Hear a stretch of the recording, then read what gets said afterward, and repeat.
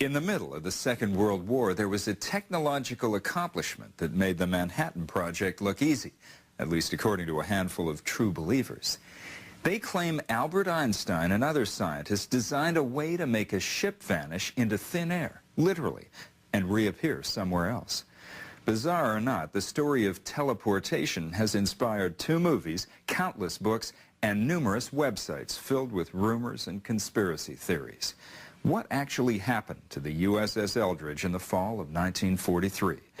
Join us for The True Story of the Philadelphia Experiment.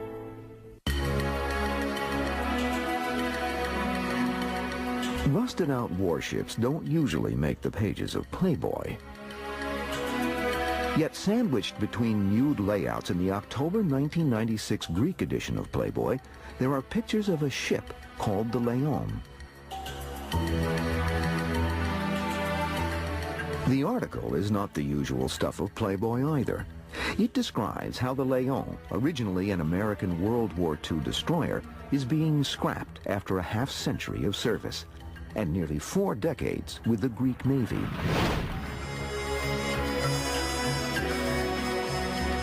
But as it happens, this is no ordinary warship. The vessel the Greeks call the Leon has a legendary past life. Long ago, she is known as the USS Eldridge, back when she is supposedly the subject of an audacious experiment in teleportation and invisibility.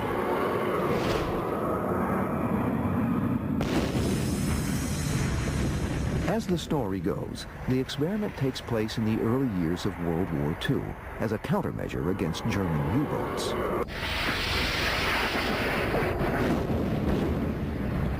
Allied convoys are a lifeline, delivering men, goods, and weapons in Britain's hour of need. But they are slow and clumsy, often made up of outdated, decrepit ships. The warships protecting them are a step behind enemy subs, as they have wider turning radiuses. A U-boat can easily outmaneuver a destroyer, slip into the convoy, and zero in on a defenseless target.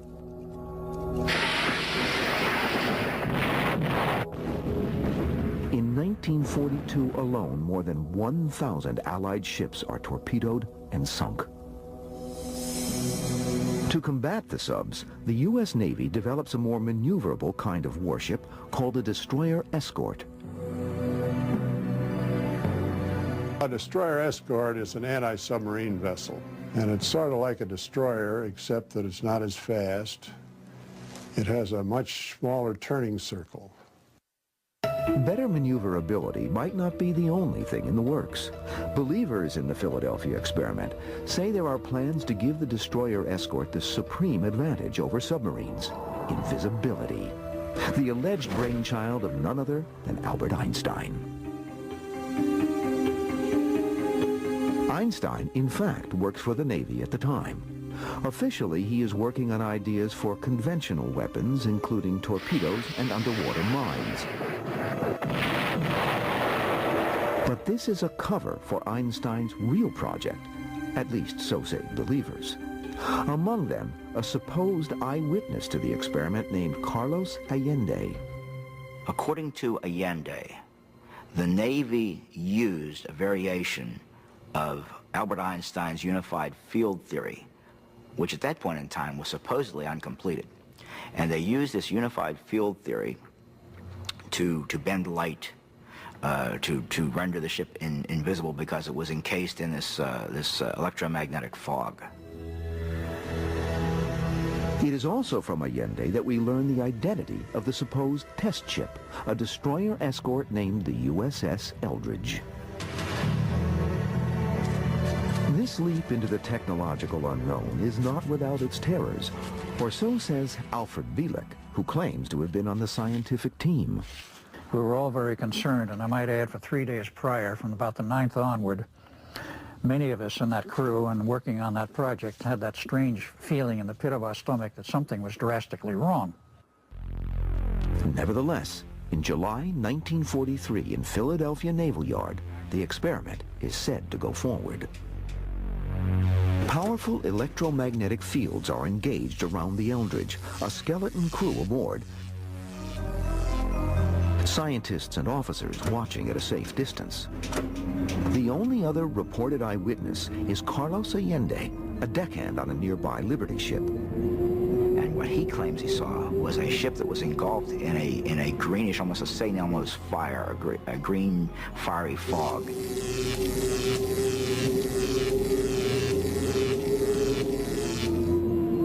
As the electromagnetic fog swallows the Eldridge, strange optical effects manifest themselves. And that as he watched and was able to even insert his arm into what he called the terrific flow of this energy, the ship disappeared.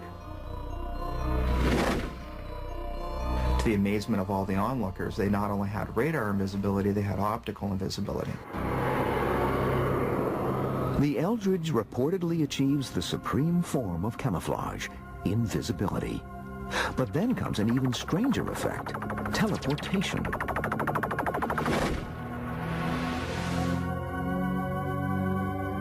Chroniclers of the Philadelphia experiment are divided on whether this happens that first day or in a follow-up test.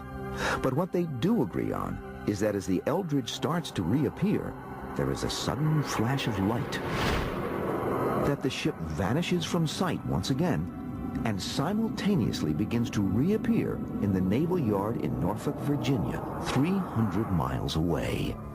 After a few minutes, she dematerializes in Norfolk and reappears in the midst of another ozone-laden green fog in Philadelphia.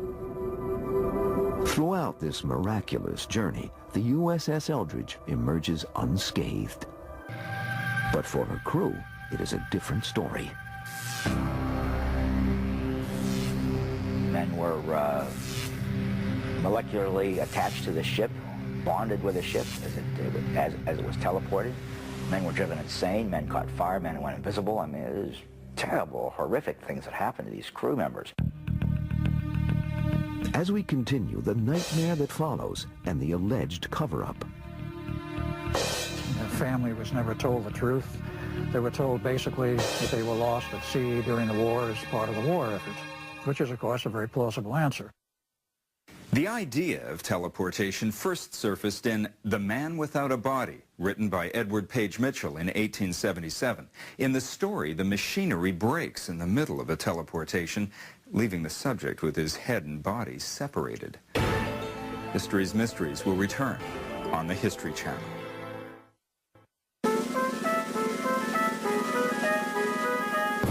Philadelphia Naval Yard, summer 1943. According to legend, the USS Eldridge returns after being teleported hundreds of miles. As she rematerializes out of a thick green fog, observers are electrified by the achievement, but their excitement turns to horror. Molecules have been scrambled, human with metal. Limbs have been fused to bulkheads. A gruesome sight. First thing they found was 2 sailors buried in the steel deck. The bodies were literally buried in the steel, dying or near dead. 2 more were found standing upright in a bulkhead, also buried in the steel. 5th man with his hand buried in the steel up to his wrist. Other sailors are simply missing, vaporized into thin air. For survivors, there are still other problems due to the powerful electromagnetic fields they have been exposed to. Men were driven insane, men caught fire, men went invisible. I mean, it is terrible, horrific things that happened to these crew members. The problem basically was that the human nervous system could not take exposure to that level of magnetic and electric fields, and it would cause neural damage. Nerve damage so severe that some of the victims are reportedly institutionalized, while falsely classified as missing in action. Their family was never told the truth. They were told basically that they were lost at sea during the war as part of the war effort, which is, of course, a very plausible answer. In one version of the story, the men are susceptible to something called... Ever since, there's been controversy about the nature of Jessup's death. Some believe that he was murdered for what he knew about the Philadelphia experiment. Others say he took his own life, because of a recent divorce and the hostile reception his books received. Even to his own daughter, it's still a mystery. She believes that he had much to live for, but admits in a candid moment that the opposite may also have been true. His wife, Marjorie, called to tell me that he had died, and my reaction at the time was to say, how did he do it? So I must have been thinking of him as depressed at that time.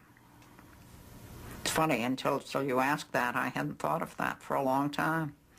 But she said he was dead, and I said, how did he do it? So. Whatever the case may be, Morris Jessup's death does add mystery as well as credibility to the Philadelphia experiment. It's a very sad story, but that act on his part helped to propel and authenticate rumors that there was something to this. After Jessup's death, a reprint of his book with all its strange commentary becomes infamous. It is widely rumored to contain comments by 3 space aliens. The public finds out about this so-called Varro edition, but no one can get a copy. Rumor has it that the Navy keeps the book under wraps. Likewise, everyone has heard of Carlos Miguel Allende, but no one can find him. People everywhere were looking for Carlos Miguel Allende, but he kept moving. Towns would change, postmarks would change, return addresses would change. He always kept on the move. I thought there was a general consensus that he'd never be found, that he was too much of a mystery man, possibly in fear of his life because of what he had seen. But what does this mystery man really know? And what does the Navy have to hide? When we return, the accidental eyewitness to the experiment exposed. And the crew of the USS Eldridge speaks out on the supposed happenings in Philly. I was on it almost every day and went on every trip that it ever took, and it never went to Philadelphia. Hide. When we return, the accidental eyewitness to the experiment exposed. And the crew of the USS Eldridge speaks out on the supposed happenings in Philly. I was on it almost every day and went on every trip that it ever took, and it never went to Philadelphia. The Navy admits that the term rainbow was used during the Second World War, but it was a code name for the 3 Axis powers, Italy, Germany, and Japan. History's Mysteries will continue here on the History Channel. Extraterrestrials have taken up permanent residence in America, in pop culture, if not yet in person.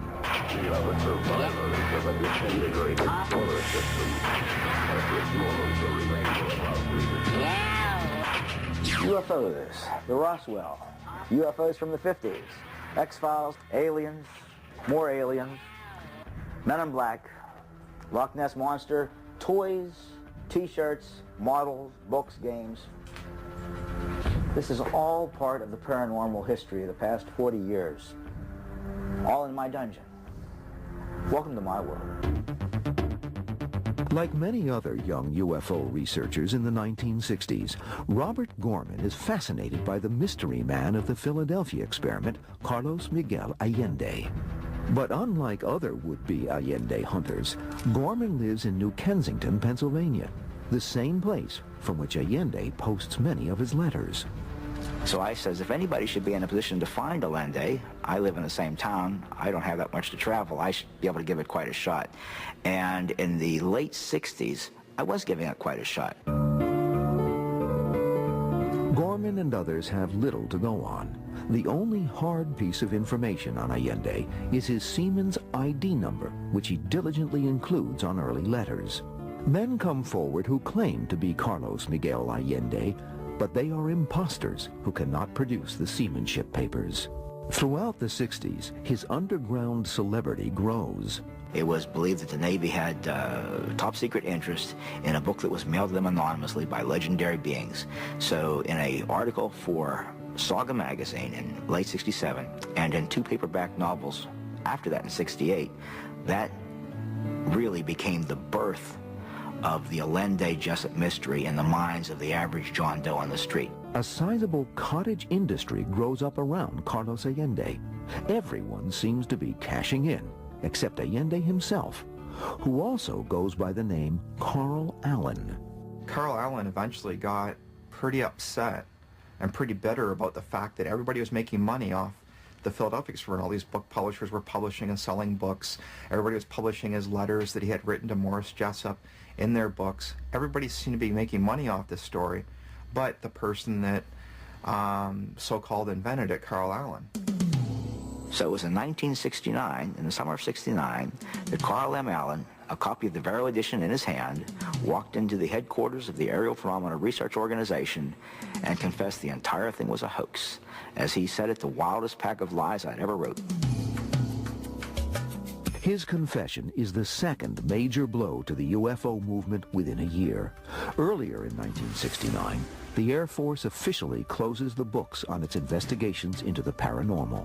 UFOs, they say, do not exist. They close ranks with the Navy, which has abandoned its unofficial quest for strange flying objects. The study of UFOs not only loses its legitimacy with the government, but also its poster child, the alleged space alien, Carlos Allende. But it is by no means the end of the legend of the Philadelphia experiment. In 1975, The Bermuda Triangle by Charles Berlitz becomes a publishing sensation. Among the reports of disappearing ships and planes, there is the story of the invisible ship experiment of World War II.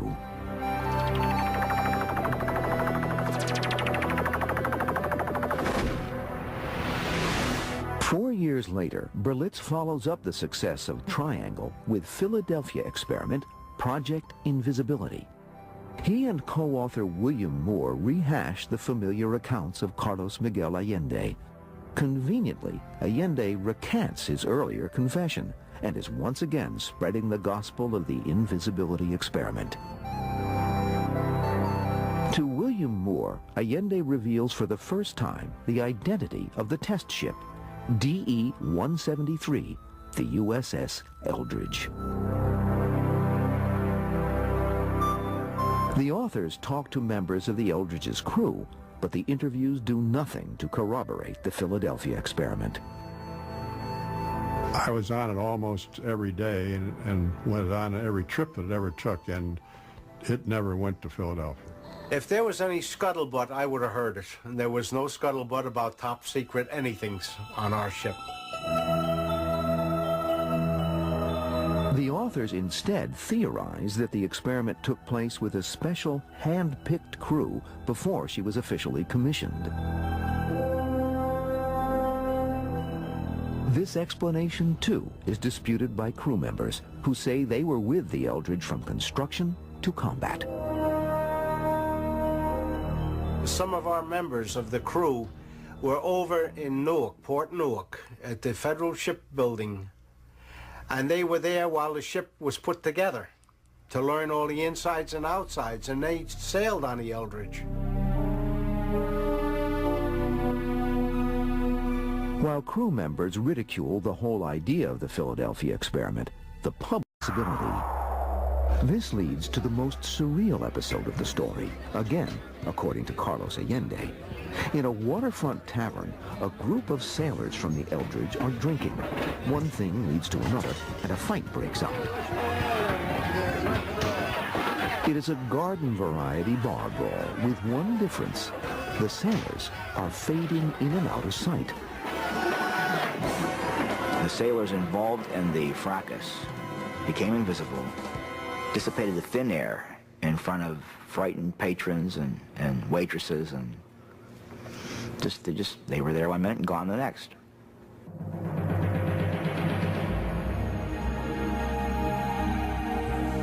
Faced with these bizarre after effects and the carnage aboard the Eldridge, the Navy, it is said, deep sixes the whole operation. The scientific team is dissolved, further experiments canceled. The Eldridge's logs are said to be altered to show that she was never in Philadelphia Naval Yard. Witnesses are forced to sign draconian oaths of secrecy. And so closes the Navy's World War II experiment in invisibility and teleportation.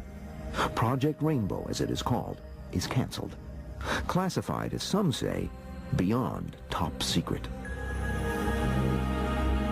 But as legend has it, the Navy hasn't sunk the experiment quite deeply enough. A shadowy figure would slip through all their elaborate security precautions to tell the tale of the Philadelphia experiment.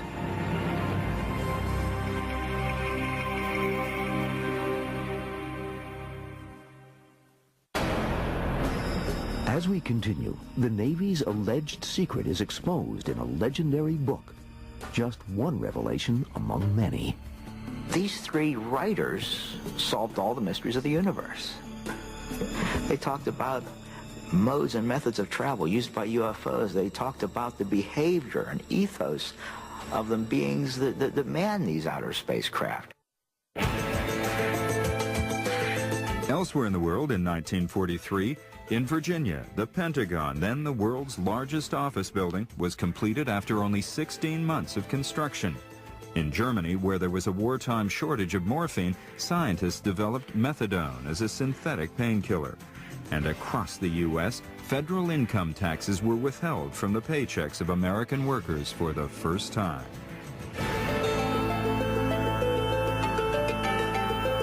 To search any time in history, please visit the World Timeline at historychannel.com.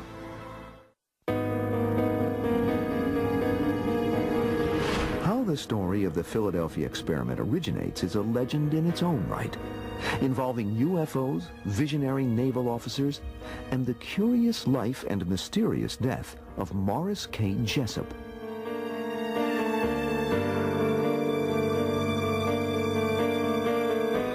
Jessup is a scientist and author, one of the early investigators into the paranormal.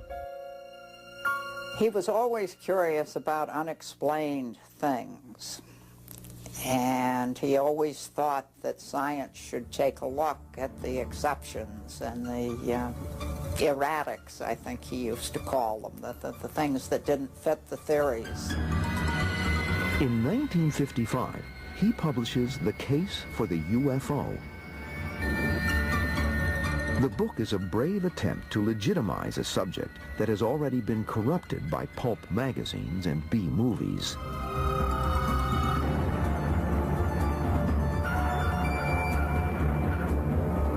Now you have to understand that the time period Jessup decided to become interested in UFOs was possibly the worst possible time to become involved in UFOs for any reason.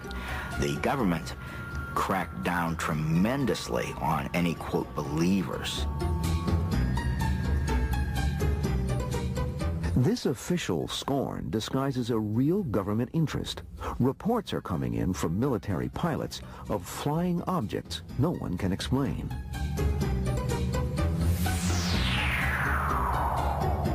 I had a man working for me, a lieutenant by the name of Bill Ditch, who was one of our real bright ones. He was by himself, and he said he looked off to the side, and he said there was something flying formation on him.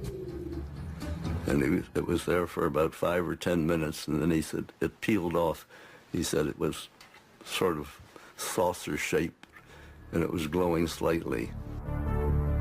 UFO reports from Navy pilots are forwarded to Project Blue Book, the official Air Force investigation. But the Navy seldom, if ever, hears a word in return.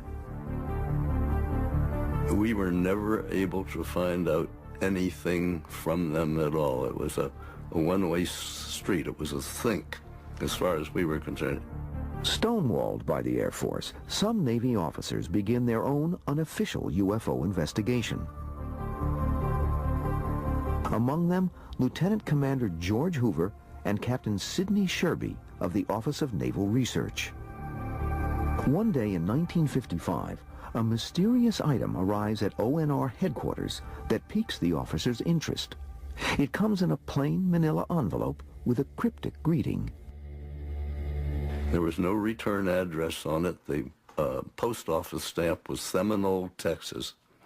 And on the back side of it, in handwriting was scrawled, "Happy Easter."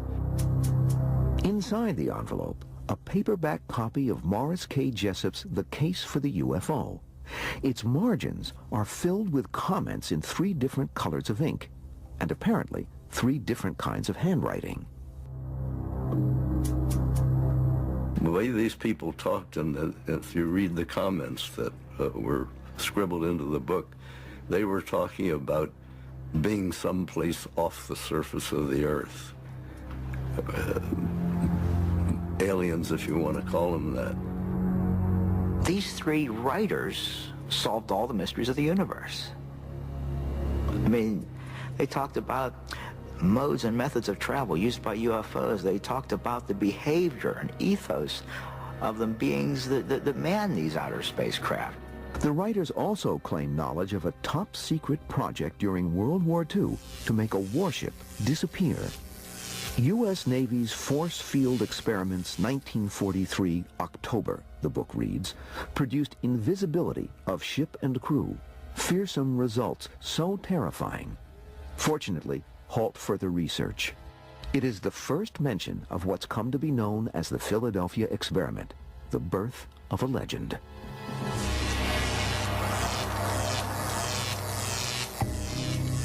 The Navy officers are intrigued by the book. They summon Morris Jessup to ONR headquarters to see if the author can shed any light on its origins. Jessup recognizes some of the handwriting in the book. Strangely, he has also received letters in that same unmistakable hand, signed by a man who identifies himself as a former merchant marine, Carlos Allende. The writing style of Carlos Allende fairly screamed crackpot. And yet, maybe the man was simply exaggerating something he had seen or heard about. Ever since, people have been mystified by the apparent top-level military interest in a book about UFOs. Morris K. Jessup, for one, is left shaking his head over the Navy's interest. He is said to begin his own investigation into the Philadelphia experiment. By 1959, he has reportedly made a breakthrough and is about to share his discovery with a colleague named Dr. Manson Valentine. In April of 1959, Morris Jessup called up his friend, Dr. Valentine, and said, I think I found something in regards to the Philadelphia experiment that I've been researching, and I really want to show you what I found. They made an appointment to have dinner and go over his research the following day. On the next day, however, April 20th, 1959, Jessup's car is discovered in a park in Coral Gables, Florida. Its engine is still running. A hose stretches from the exhaust pipe to inside the car. Inside is Morris K. Jessup, still breathing, though he soon expires from carbon monoxide poisoning. An apparent suicide. Or is it? It's absolutely interesting that instead of arriving at Dr. Valentine's house, he instead chose to go to a park and allegedly commit suicide. Teleportation, some modern work in that field gives some perspective. It happens at Caltech in Pasadena on a table floating on a cushion of air. By shooting laser beams through a maze of mirrors, scientists produce an effect called quantum teleportation. It's the realization in miniature of something right out of Star Trek. This is something that is so fantastic at this point in time, scientifically, that it almost is in the realm of science fiction. However, scientists have succeeded only in teleporting subatomic particles called photons. What they don't foresee is how they'll ever be able to teleport any kind of solid object, let alone a 1,200-ton warship. If I take an arbitrary state of 300 particles, quantum particles, just to write down what is that state requires more bits of information than there are particles in the universe. The notion that one could teleport a material system of any sensible size is just, beyond technical capabilities for any foreseeable future. There is one small but intriguing link between teleportation and the story of the Philadelphia experiment. Albert Einstein is said to have masterminded the experiment, and quantum teleportation makes use of a principle that Einstein called spooky action at a distance, which is a mysterious interrelationship between distant objects. In fact, it was Einstein who first pointed out this kind of resource in a 1935 paper, in a completely different context, not for use for teleportation. He actually brought it up as a counterexample to the theory of quantum mechanics. Even if he didn't intend it, Einstein's theory became one of the inspirations for quantum teleportation. The provable facts behind the Philadelphia experiment are few. And there remain a few unanswered questions. Why would the Office of Naval Research be interested in a UFO book that contains the story of a disappearing Navy ship? And why would the author of that book commit suicide at the moment he was going to reveal all he knew? The story of the Philadelphia experiment has survived the debunking of its creator, Carl M. Allen. It has outlived Allen himself, who died in a Colorado nursing home in 1994. The mystery and the myth continued to evolve. What it did do is that the believers began to separate Allen from the myth of his making. They began to extricate the creator from his story, and it began to take other directions. The Philadelphia experiment has become the modern version of the ancient dream of invisibility. In Greek mythology, there is a magic helmet which confers invisibility. In Celtic lore, the Druids have enchanted capes that do the same. Today, we have a sailor's tall tale of a disappearing warship. It's a story with only a tiny anchor in fact, but deep roots in the imagination. In March 1999, 15 men who once served on the USS Eldridge got together for the first time in more than 50 years. The veterans, now in their 70s and 80s, said they never saw any sign of experimentation and reaffirmed that the ship was never even in Philadelphia. They laughed about the so-called Philadelphia experiment and marveled at how such a far-fetched story took on a life of its own and still refuses to die. Discover more about this and every History's Mysteries topic at historychannel.com. I'm Arthur Kent for the History Channel. Thanks for watching. Tonight on the History Channel. Named after the tradition in India of hunting snipe. Small, elusive bird that's hard to find, difficult to stalk. Snipers have evolved from duels in the trenches into a mobile elite task force that strikes with precision and fear into enemy territory. Snipers, tonight at 8 on the History Channel. The public embraces it. The book is another success. It is during this rekindling of interest in the topic that the man behind it is finally unmasked. It happens by a remarkable coincidence. Robert Gorman and Carlos Allende share the same hometown, New Kensington, Pennsylvania.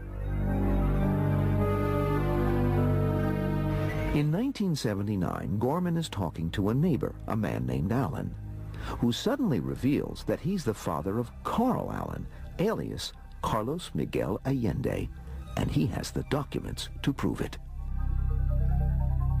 He says, Carl sends us stuff all the time. Let me go get you some of his papers. He disappears and comes out in just a few moments with a rather sizable box, heavy box, two-handed box, and says, here, anything at all here you can use, help yourself. I look down. I'm very skeptical. I don't know why, but I'm very skeptical. And I open it up, and there's a batch of seamanship's papers. And I look in the one corner, and I see those beloved numbers, 7416175, the same number that he had given in a postscript to a letter to Jessup. And I know that I've got the real deal, that this is not an imposter. This was an amazing moment. I knew that I had the real deal. Carlos Miguel Allende. The real deal turns out to be quite different from the legendary Senor Allende. His real name is Carl Meredith Allen, born in this house in Springdale, Pennsylvania in 1925. Mostly what comes to mind about Carl Allen, my older brother, was the fact that he was very intelligent but not really smart, if you know what I mean.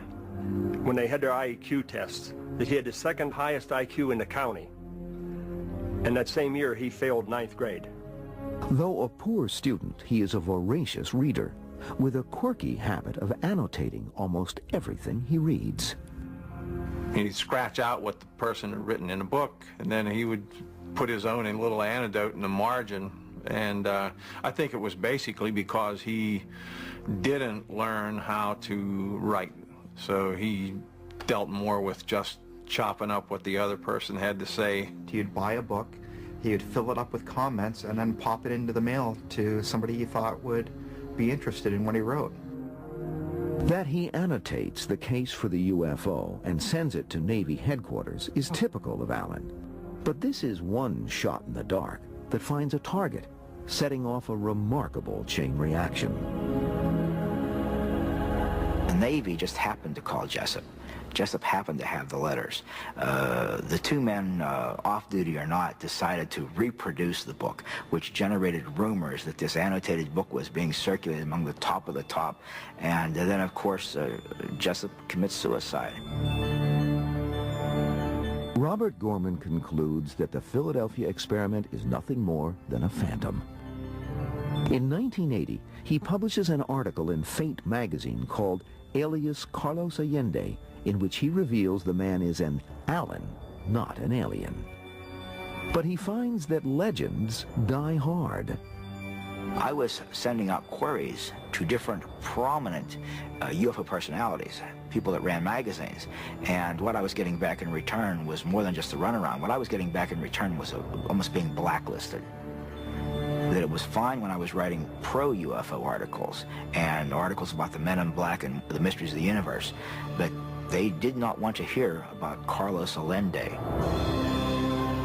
Allende himself responds with death threats. And he even, on the back of an envelope that he sent to his father, mentioned the only reason he hasn't shot Gorman is he hasn't gotten to him yet. In fact, the two do finally come face to face. But Allen in person is anything but intimidating. It was probably the most anticlimactic moment of my life was meeting Carlos Allende in the flesh. Because he couldn't work any magic on me. I wasn't involved and wasn't intrigued about the disappearing destroyer. Wasn't intrigued that he might be an alien, because I knew the truth. Is the debunking of Allen as an eyewitness the end of the Philadelphia experiment? Or did something really happen back in 1943?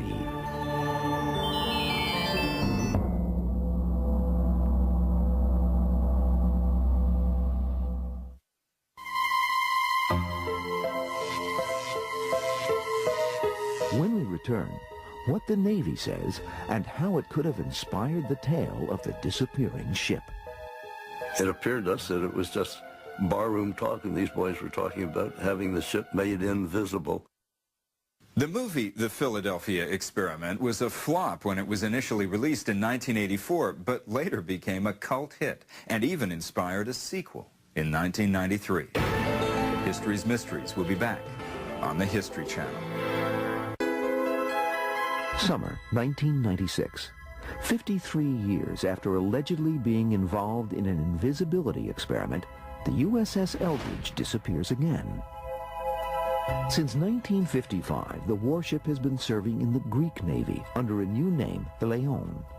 But Greek officials don't know where she is. They are embarrassed to tell a writer from Playboy magazine that they have lost track of the 1,200-ton ship. The Eldridge, a.k.a. Leon, soon turns up in a salvage yard in Crete. Her most recent disappearance is due to a bureaucratic error, not a top-secret experiment. Her final appearance is in Playboy magazine before she is taken apart with blowtorches and sold for scrap. But what truth is there to the rumors of a top-secret experiment during World War II? Way back when, did they have the technology to make something optically invisible? Did they find a way to teleport an object from one place to another instantaneously? During the early 40s, there are invisibility techniques of a sort in practice. They range from simple smokescreens to an ingenious plan to camouflage airplanes codenamed Yehudi. Project Yehudi. They equipped 2 aircraft with seal-beamed headlights, more or less, along the wings to brighten the silhouette of the plane in the open sky, and it was relatively successful. The Navy considers all options to hide their ships from prowling submarines, even the parlor trick of a magician named Joseph Dunninger. Mr. Dunninger, as a way to get publicity, mentioned he could make warships invisible. And then when he had when he called the press conference to do this, he said, well, they didn't have a warship, and of course in the hotel room, so he would make a photograph disappear. And he did. He made the photograph of the warship disappear. Well, the military got wind of this and approached him, and he was forced to say that no, he did not really have a way to make warships invisible. But he did mention there were a couple of techniques he had in the back of his mind that might make them a little harder to see. And whatever he told them was kept secret, and Dunninger took it to his grave. There is another Navy practice that feeds the rumor mill, a technique to hide ships from magnetic mines called degaussing. Degaussing is a method of running wires along the hull of a ship to make the ship invisible, quote, to magnetic mines. We always knew degaussing was going to take place because they'd collect all the watches and clocks. Anything that kept time on the ship was taken off and put ashore, so the magnetic field wouldn't disturb your watch. During World War II, the Navy operates a little-known testing area in Chesapeake Bay. A warship fitted with demagnetizing gear would have paid a visit. And when a ship was equipped with the degaussing gear, it was run through this range to see whether it was making contact with any of the pickups or not. And when it went through and did not leave a signature, they considered that the degaussing gear was working properly and the ship was released. It is the Navy's position that the original source of the legend of a disappearing ship is an exaggeration of the degaussing practice. It appeared to us that it was just barroom talk, and these boys were talking about having the ship made invisible, and the invisibility that we were talking about was the magnetic invisibility for the degaussing. As for the rumors of